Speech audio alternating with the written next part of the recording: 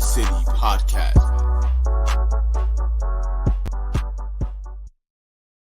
And we are back, another edition of Keys to the City. I am the host, Trevor Keys, alongside the big brother T3. We will be joined with the Joseph Aguirre in just a few minutes because there's something brewing in New York, but there's also something brewing in the Northeast right now. And last night also, you also think about the NHL, the New York Rangers, 1-0. Something's brewing in the Northeast, but let's start off. We'll be joined with the Joseph Aguirre to talk some New York Yankees and New York Mets. Who is the top dog in the MLB and in the state of New York? But there was a big game last night. I don't know if you heard about it, Ted. I know it was on the West Coast, and some people are sleeping, nowadays at 9 o'clock when these finals start. But yes, the NBA Finals was last night, and you had a new look Boston Celtics team, a young, inexperienced team. I wasn't an experienced team, by the way. That was a team that was hungry and making the Golden State Warriors, just like the Brooklyn Nets, the Milwaukee Bucks, and the Miami Heat. Well, add the Golden State Warriors to that, Ted, with another uncomfortable performance due to those Boston Celtics and that defense. The Boston Celtics win 120-108 against those Golden State Warriors, the heavily favored Golden State Warriors. Ted, you look at game one and how everything played out. Golden State starts off with Steph Curry starts off with the historic start, 6 threes in the first, but the Celtics stayed within grasp. They never, ever fell out of it, even with the way the Warriors started that game and the way Steph started. You never felt like the Celtics was ever that far behind. And then you get to halftime, and it was a 2-point game. My thing is, Steph had a historic start, and he finished with 34.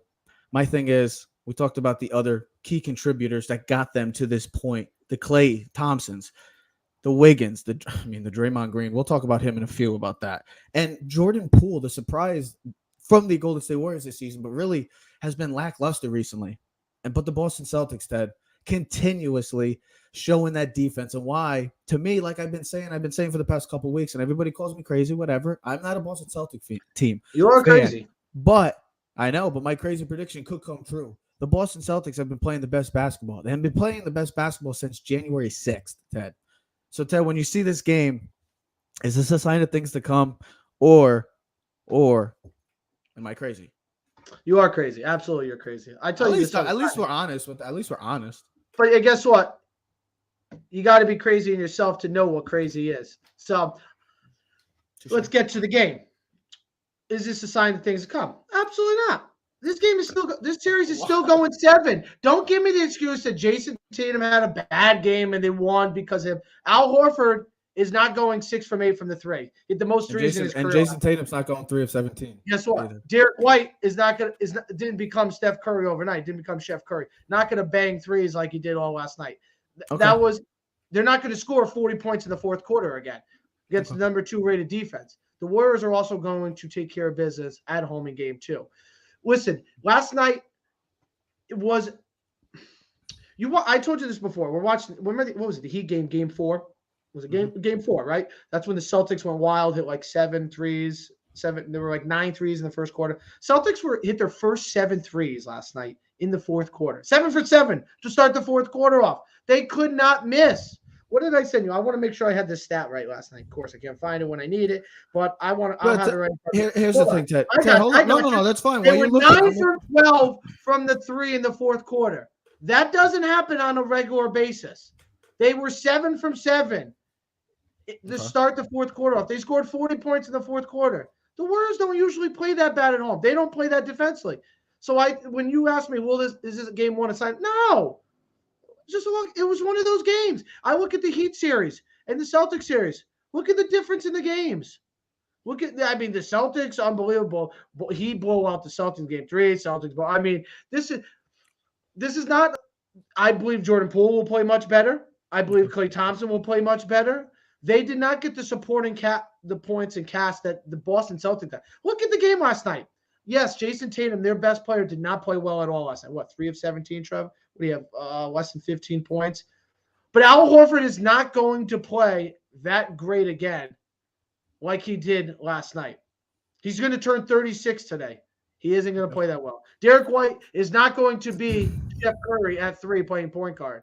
Well, he's actually been if you want to see what Derek White's been doing the past couple of games, ever since he's had his his kid, he's actually been lights out for the Boston Celtics, and a huge reason why the Boston Celtics are in the situation that they're in right now, and they're up 1-0. Yes, Tatum had an awful game shooting-wise, but facilitating-wise, he was excellent, and that's why it's one of the many reasons why, to me, he's still the best 25 and under player. Yes, I said that over Luka Doncic because he plays defense, and even though when he has a bad shooting game, he can always go back to kind of evolving his game or just evolving to his game. He fourth quarter game in the NBA history. That's not a norm. Listen, a superstar, what Jason Tatum is. Jason Tatum, what he did last night. I know it was an awful performance shooting-wise, but to see his game, he's evolving as a player. He's 25 years old. He's 24. He's evolving. But my also thing is, I also have to say, the Golden State Warriors are in a very tricky situation in the sense of this. Draymond Green is so bad offensively that, yes, you have to keep him on for defensive purposes, but offensively, Draymond Green is awful. Like literally, Ted, just leave him open. Just go sit on the bench and talk to the guys while Draymond Green takes a shot, whether it's from in the paint or it's from 25 plus feet out. That's the thing. He's been awful. Jordan Poole has been awful recently. Even in this postseason, he has not been like he was in regular season, Jordan Poole. Well, outside the first series. Hold on. Draymond and also Klay Thompson. I'm just going to give you what they did last night. They went 18 of 48. Draymond, Klay, Wiggins, and Poole combined 18 of 48, 37% from the field, 48 points total.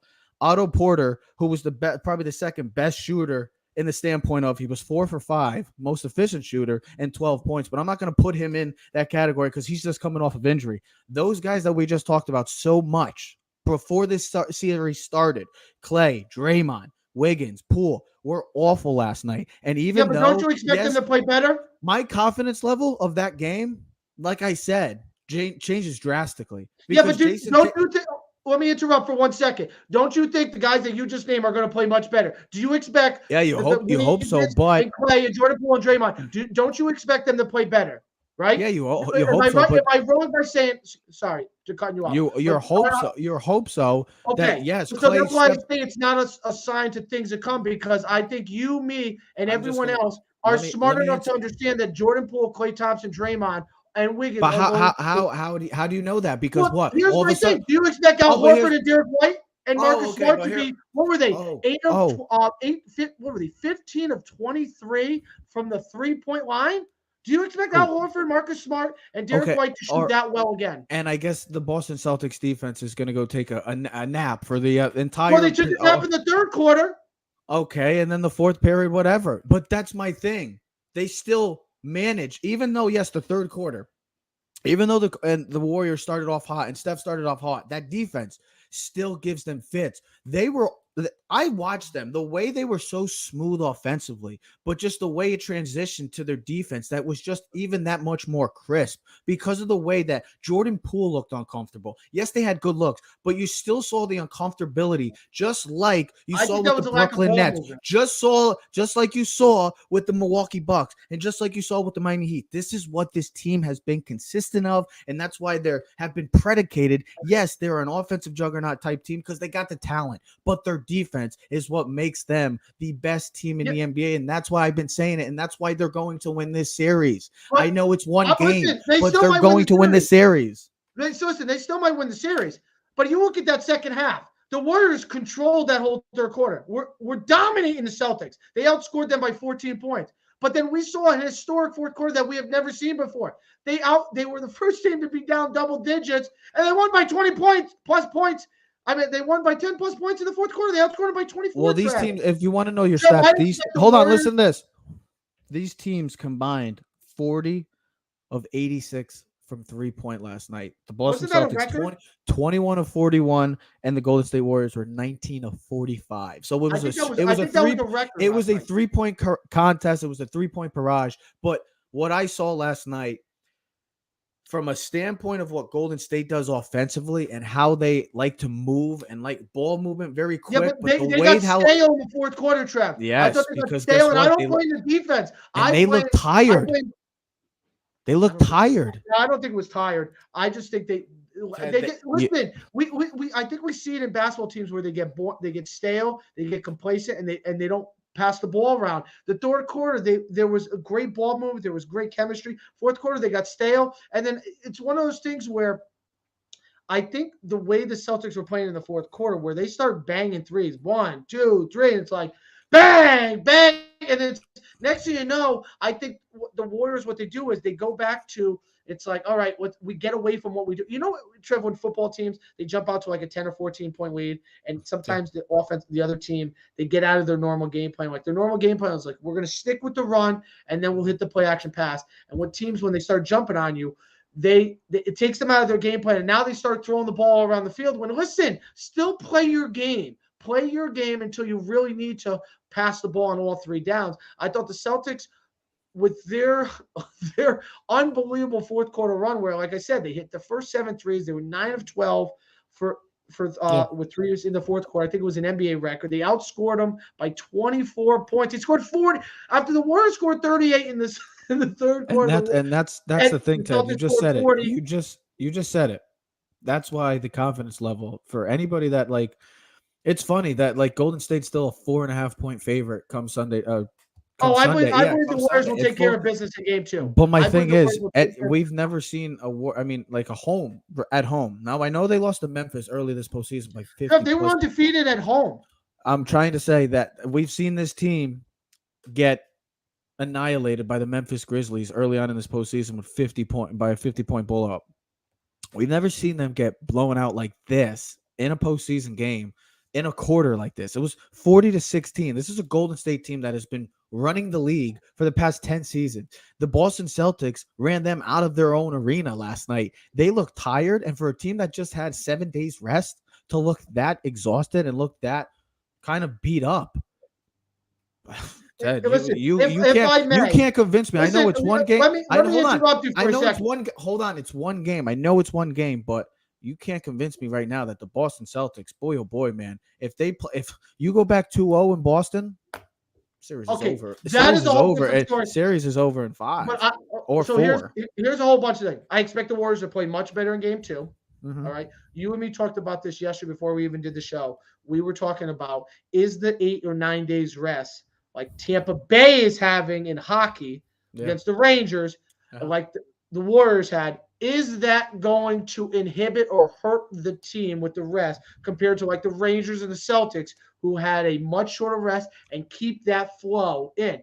Because it didn't look like that in the first quarter, but I get that. The Celtics played their game in the first half. They had a 2-point lead. It was 54, 52.5, but it still felt like the Warriors were in control. Third quarter, that's where the Warriors, if you look at it, I think they posted a stat last night, the Warriors crushed. They won the quarter 38-24. No, I know that. I'm not talking about that. In general, in the playoffs, I think they were a plus 214. They were an astronomical number where they, coming out of halftime, they control the third quarters in every series so far. They just dominate the third. I got one more stat for you. The way they play the fourth quarter, I do not expect that again. I do not expect a 40-point fourth quarter for the Celtics, and I don't expect them to hit 7 straight threes in a row. I don't expect Al Horford to be their leading scorer. All right. I don't expect that again. I expect them to both to play well. I expect the Warriors to play much better. I think the Warriors will take care of business in game 2 and play much better. I think that last night maybe was the best thing for the Warriors to get their heads back into the game. And I think we go back game 3 on Wednesday night, a 1-1 series tie. And if I may, I don't know if I'm stealing your thunder, but since Kevin Durant has left the Warriors, the Celtics are 1-8 in their last 9 games when Kevin Durant does not play for the Golden State Warriors.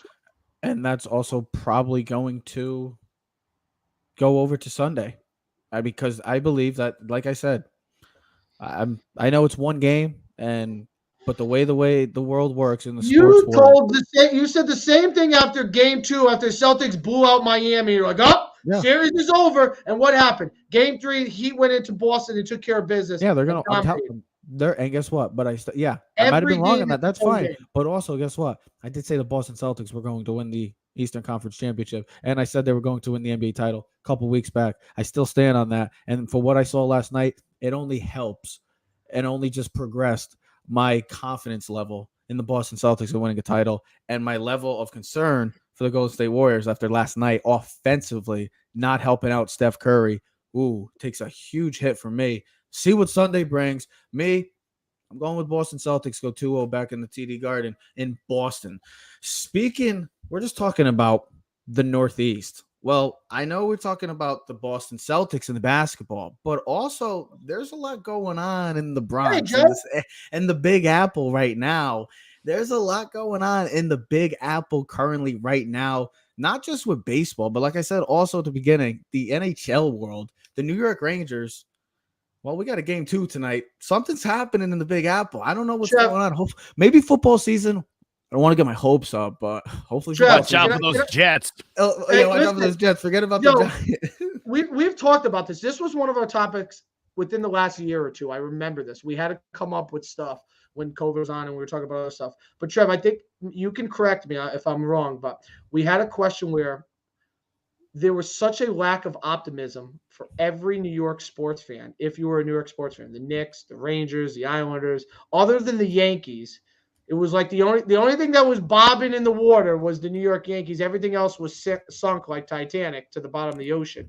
And it's incredible. The Islanders. The Islanders. The Islanders. They stop. It's like the Buffalo Bills. Nobody counts the Islanders. Yeah, and it's like the Buffalo Sabres too. We're talking. It's weird. They're up north. They're not really part of New York, even though they are. I'm not disrespecting you if you're a Buffalo Bills fan. I do like the Bills. I'm not knocking them, except if you play the Giants. Josh Allen's best quarterback in the NFL. But what I am saying, Bills Mafia.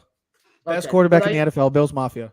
What I am saying is though on June 3rd today, on 2022, you look at the Rangers right now up 1-0 in the Eastern Conference Finals, which tonight is going to be a very tough game. Tampa Bay, since they got swept against the Columbus Blue Jackets, are 17-0 when they lose a game following the game. So they have not lost 2 games in a row in the playoffs since they've gotten swept 3 years ago before they won their Finals Cup. So you got the Rangers right now in the Eastern Conference Finals, which is kind of a year ahead of where we think they are. They're one of the youngest teams in the league. Then you look at the Yankees right now. There's no better team right now in baseball than the New York Yankees. Then you got the New York Mets, right? I know it's still early. The Mets fans, we do this all the time. We get excited, and then by July and August. Hey, there's something brewing right now in New York. Then here's the thing. Something brewing. You can't deny that fact. Okay. There's something brewing with these baseball teams. But the Knicks are long gone. We understand that. I'm talking about baseball right now. I don't care about everything. Let me finish my point, and then you can do your thing.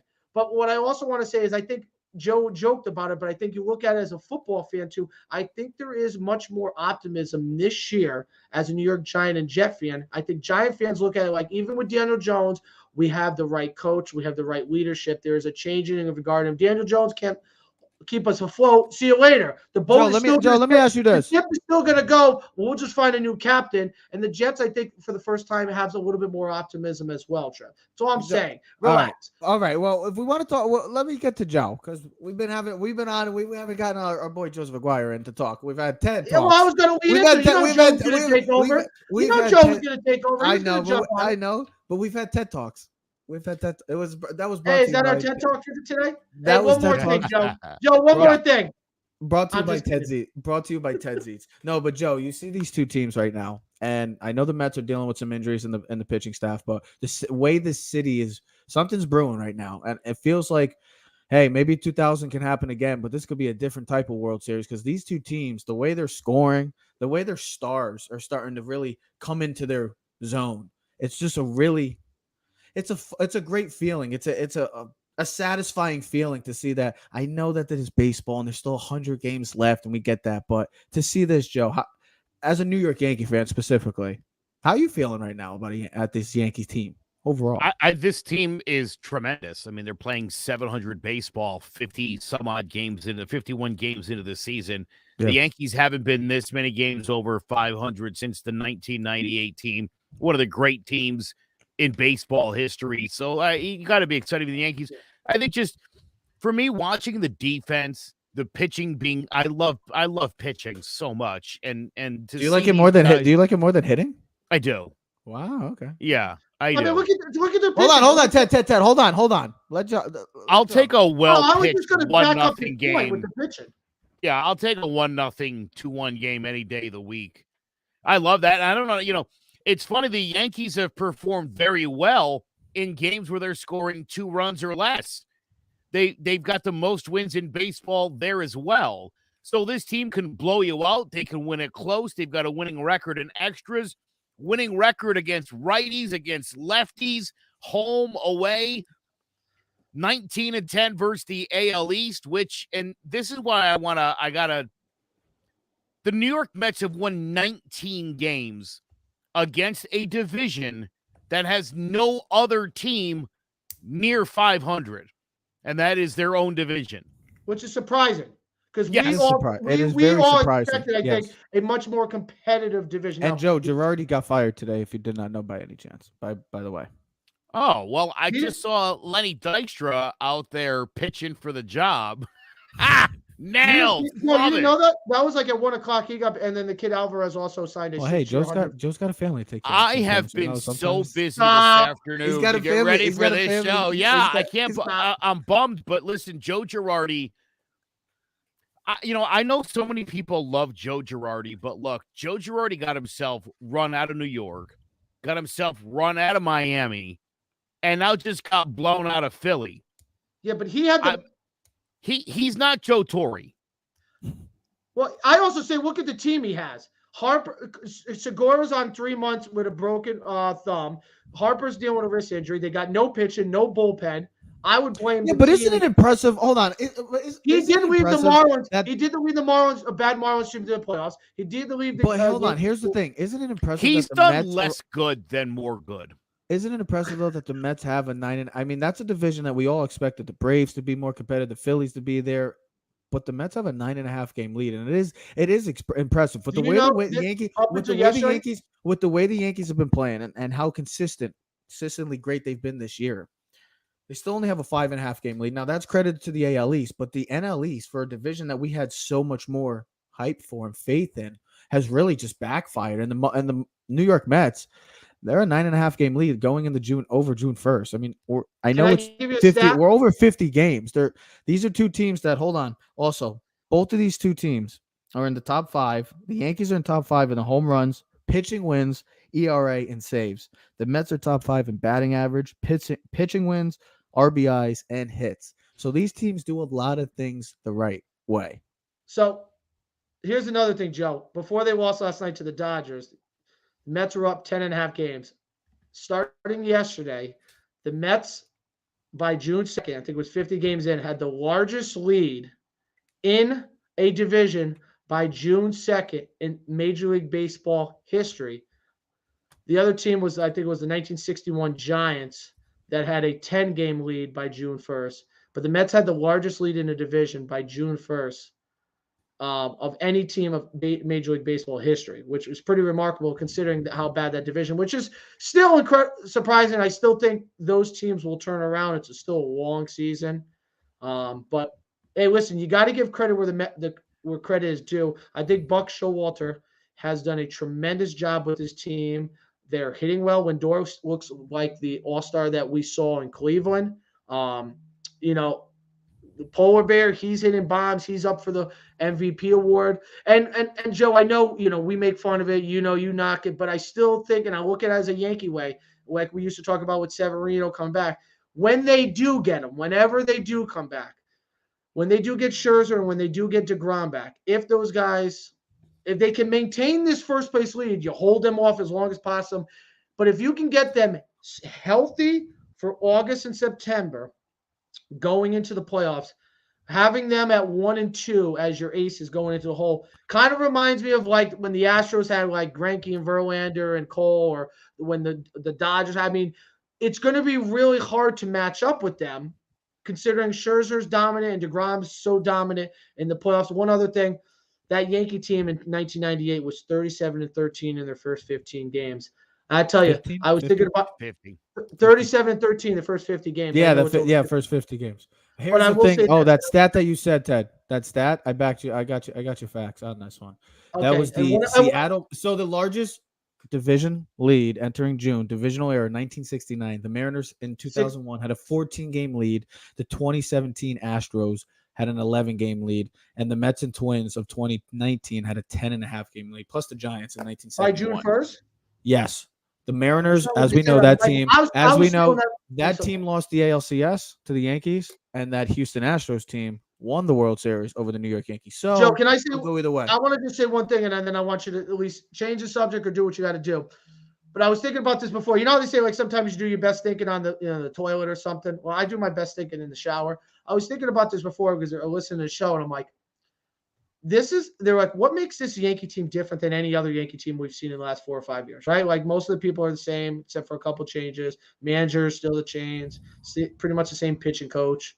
I mean, I think we got better first and third base coaches because we're not screwing that up. They all went to the Angels, but this is, for me personally, just thinking about this team, this is the best team I've seen of the New York Yankees. I think even better than the 2009 Yankees. I think this team reminds me more of the teams that we grew up as kids, where they are finding ways to win all different ways. It's not just the long ball, even though they are leading the league in home runs. They're finding ways to win 2-1. They're finding ways to win 14-10. They're winning by bullpen. They're starting pitching. I know you were talking about it. Cortez like 1.70, Cole 3.21, Tejon 2.49, Montgomery guys first win, but he's been one of their better pitchers 3.4, and Severino 3.3. I mean, it's incredible to think that they're just It's great as a Yankee fan because they're finding ways to win all different ways.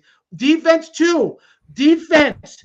They're winning defense. They're winning pitching. Things that us three have screamed about for the last 3 or 4 years, like, why can't we get things figured out? I mean, Glaber is back to where we thought Glaber was 2 years ago. He is not an issue. We're not talking about him. The only issue we're having right now is Gallo and Hicks. But it's so it's like a paper cut compared to the whole overall body of this team because this man really, you I'm really excited. are. I'm You excited really are an Energizer bunny, Joe. Why don't you go take a break? Well, just me and Ted will just talk. I feel bad. Joe comes. I gotta get. Joe. I want to talk about the Mets for a minute. The Mets are 35-18. Shush. The Mets are 35-18. Joking. They're 19-7 versus the East. Fucking jerk off. They're not playing well otherwise. 5-2 against the Central, 10-7 against the West, and that was loading up on the worst teams in the West. I don't know if the Mets can sustain this. I'll be honest. And I told you this before, Teddy, and I maintain I don't think Jacob deGrom's coming back until much later in the year than we think he is.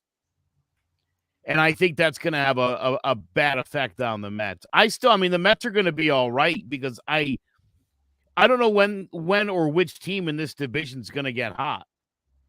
Atlanta was at about this point last year with a losing record. Check. Philadelphia underperforming. Check. I think you could argue the Marlins, like the Tigers, just not as bad as you thought they were going to be. So I don't know. I just still don't love the Mets. And it upsets me to hear Mets fans act like they're in the World Series already, because they're not. And just because you've got Scherzer and DeGrom doesn't mean anything. I mean, a lot of teams have two great aces off the top. I can think of another team in New York that's got that same situation. I think one that maybe has a deeper rotation than the Mets. So I think it's going to be tough. I think if you look at the Mets, they're a very top-heavy lineup as well. And I think in the long run, that's gonna hurt them as well. But we'll see. But as far as the Yankees go, like Teddy said, look, the pitching, the defense, the timely hitting. Last night, Rizzo with just nice single up the middle. You don't have to put one into the seats. Ted, you said also that the excitement in the fans seems different from past years, and you send those clips, and then do you feel? I know you got excited earlier, but when you look at this team, does it feel different from the past since 2017? Or do you feel like maybe just like Met fans, we're getting our hopes up still too early because it is 50 games and this division is still very deep and very talented? Can you just see this team being different from past years? 1,000%. 1,000%. You could be Stevie Wonder and just listen to it and understand what the hell's going on out there. Listen, right now you have the best baseball player on the field right now in number 99. There's no better baseball player right now in Major League Baseball than Aaron Judge. Yep. He literally is putting the full. He's Thanos right now. He literally has all the gems. He is literally putting. Wait, no. Thanos is a villain. Judge is the farthest. Yeah, but he's the ultimate guy. It takes all those. He honestly has everything you want, and he's putting it. There is no. He's hitting for average. He's hitting for power. He's not striking out. He's playing great defense. What more could you ask of Aaron Judge as a New York Yankee fan? Now, is it remarkable that he's doing it in the year where he wants to test free agency and hold up the Yankees on a contract? Pretty remarkable, right? No, it's what else is it? A coincidence. It always happens. But here's the other thing. It's not just him. Rizzo last night, timely hitting. Yep. Gleyber Torres looks like the guy that we thought who had 35 home runs 2-3 years ago. Yeah. All right. IKF is playing a solid third base. We don't have Gary Sanchez behind the plate no more. Now, as bad as the catchers have been offensively, Higgy's batting what? I have it right in front of me. 164. Who cares? He's doing what he's supposed to do. He's controlling the base paths when he is healthy, when he got off the COVID, and so is Trevino. And he's solid behind the plate. That's what we need. We need a leader back there who doesn't give up pass balls, who controls the pitching staff. Because here we go. if listen, the catcher is the one that controls the game. Joe knows this. Yep. He's the one making the calls. 100% agree. Why is this pitching staff this year somewhat more remarkable? They didn't get and we talk about Nestor Cortez, and I don't want to run on because I'll just blah, blah, blah, blah, blah. But this is a guy that's winning baseball games without throwing 100 miles an hour. And it's not just this season. Go back to last season. He's been one of the best pitchers in baseball. And at this point, I know Verlander's stats are great. Nestor Cortez should be the starting pitcher for the AL in the All-Star game right now today. He's on the best baseball team. He's the best pitcher on the New York Yankees. Well, don't forget Jameson Taillon has 6 wins also too, Joe. This whole pitching staff has been it's been lights out at times. And Clay Holmes, my God, what a huge boost that's been to this bullpen that we already have talked about for years, has been one of the top-notch bullpens in all of baseball. But Ted, you see, I know you said Clay, he struggled last night a little bit, but he's been lights out and could be making a push for maybe, kind of like a Mariano Wetland situation. Hey, Clay Holmes, maybe this is yours for the taking. Listen, I could see Chapman going to the 8th, less pressure, and when you need to, you can bring him in the 9th. Why, listen, Joe? Why not? Hold on. Joe, why not? Why not, though? Well, there's nothing wrong with listen, Joe always says, if you have multiple guys, you got no one. You'd rather have the one guy. But I tell you one thing, if I'm a Yankee, there's nothing wrong with having a guy that's 1A and 1B that if Chapman's losing it, you can automatically bring in and he can get out. And I'll say this too, we always forget about this, but if he can come back to where we think he can go back, Domingo Germán will be back on this pitching staff.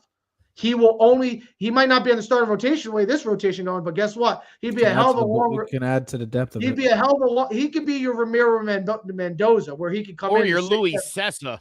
Yeah. Well, there's nothing wrong with that, Joe. As long as he's getting outs and he can, say Cortez or one of those guys has a bad pitching game in the 3rd inning, you got to pull him and you can pull Germán and he can go 4 or 5 strong.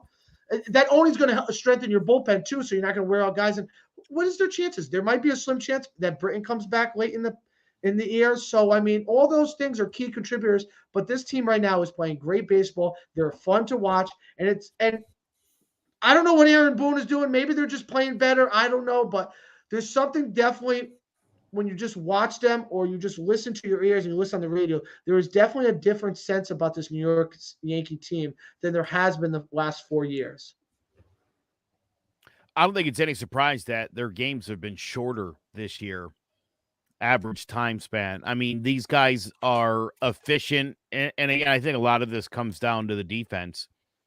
You're not seeing a lot of errors. You're not seeing them give teams extra chances. They're not kicking the ball around as they were known to do over the last 5 or 6 years.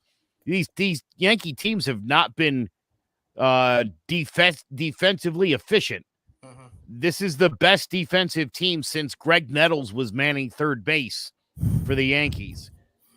They have not put a real premium on defense, and this is a very analytically driven idea, and it's got them with playing 700 baseball.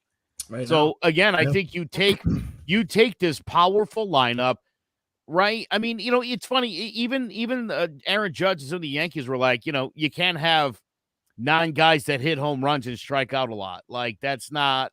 We needed to diversify, and they have.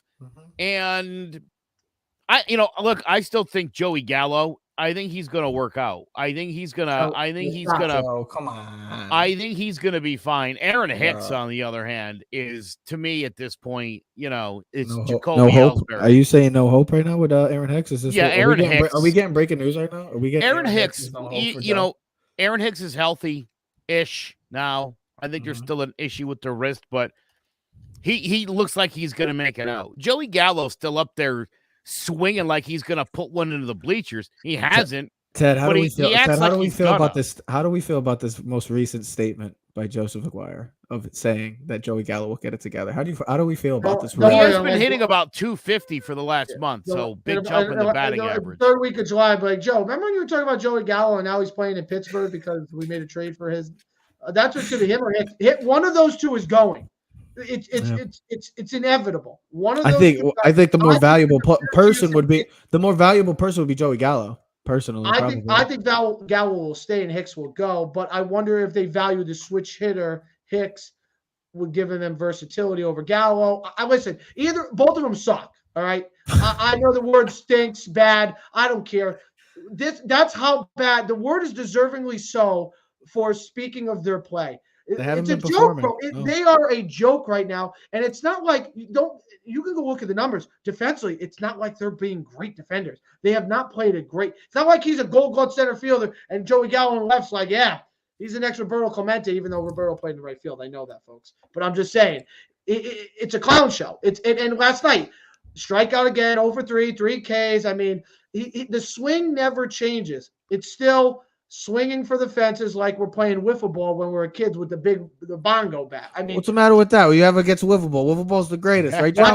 Watch the especially next with guy the bongo bat. Watch the next guy up at bat when there's 2 strikes and he chokes up and gets closer and he bang right up the middle and he scores 2 runs and the Yankees win 2-1. That's what we want. Guys like Rizzo. You want guys like that. The Yankees are going to make a move. And here's the other thing: we're going to get the big guy back too, Stanton. He's going to come back. He's going to. I know we've been talking a lot of Yankees, but we got to give the credit to the Mets right now. They are playing great baseball, just like the New York Yankees. These are two of the best teams. I know the Dodgers technically have a better win percentage by 0.7, but the Mets are right there. These are the 3 teams. Well, the 3 favorites probably going into the world right now. I know. I can't stress it enough. I know it's only 50 games and there's still 112 games left. But right now, there is something brewing special in the Bronx and New York. The Angels would trade Mike Trout for Joey Gallo and Hicks. Maybe, yeah, it could be a good trade, right? Yeah, straight up. I heard that on Francesa today. No, you didn't. Yeah, I did. Are you serious? Yeah, the Angels are back to normal. They've lost 8 straight. Now they're back. Yeah, I know. Look at this. Yo. Ever since we started talking about them, they went downhill. We talked about them last week, and they've been awful. They've been awful. 8 straight losses. I love that Shohei Ohtani cannot perform in the shadow of Babe Ruth. Joe, that they want to compare him to Babe Ruth. The shadow's like the clouds came in yesterday. Yeah. Not a good day. But like I said, like from the beginning of the show to the very end, right now there's something brewing in all the Northeast with basketball. The Boston Celtics. You want to come back up here? Come back up. It's a brewing, bro. You got a storm brewing down south. That's the problem. The clouds are coming in on the southeast Florida coast. You need to come up here where the sunshine is and 80 degrees, and we got nice oak trees for the next 10 weeks. See, that's why the people, and I'm gonna say it because I've been here long enough now. The people from the north make me laugh sometimes because you guys are jumping in joy after a couple days of nice weather. It's been like this for literally the entire since I've been. How's the weather today in Florida? How's the weather today? Oh my God, we get 2 days of rain and it's the end of the world. Oh my God, then you guys just finally get 90 degrees weather? Like, come on, Trevor. Yesterday it was like 70 and freezing here. It's not freezing, Joe. Here's my also thing. You said it had been hot, and then it got chilly, and it was like, oh dear God, we had like that 20-degree drop. My last thing is, hold on. It was like 30. It was like 98 to 60. You guys have both been getting beautiful weather. but you guys are very pale right now. So go get some tan, for goodness sake, because you need it. But like I said, something great is happening right now in the Northeast. The Boston Celtics up 1-0. The New York Yankees and New York Mets are taking care of business on the diamond. And the Blue Shirts, can they go up 2-0 against the two-time Stanley Cup champions, Tampa Bay Devil? Oh my God, Devil Rays, Lightning. I'm back in the lineup tonight. Who? Donaldson's playing good. cleanup. And you saw Robert. By the way, Robinson Cano got released. He was awful with the Padres. But let's see how another epic weekend. I think the Yankees should pick him up. Oh my God. Anyways, we'll be back next week, ladies and gentlemen. We are out.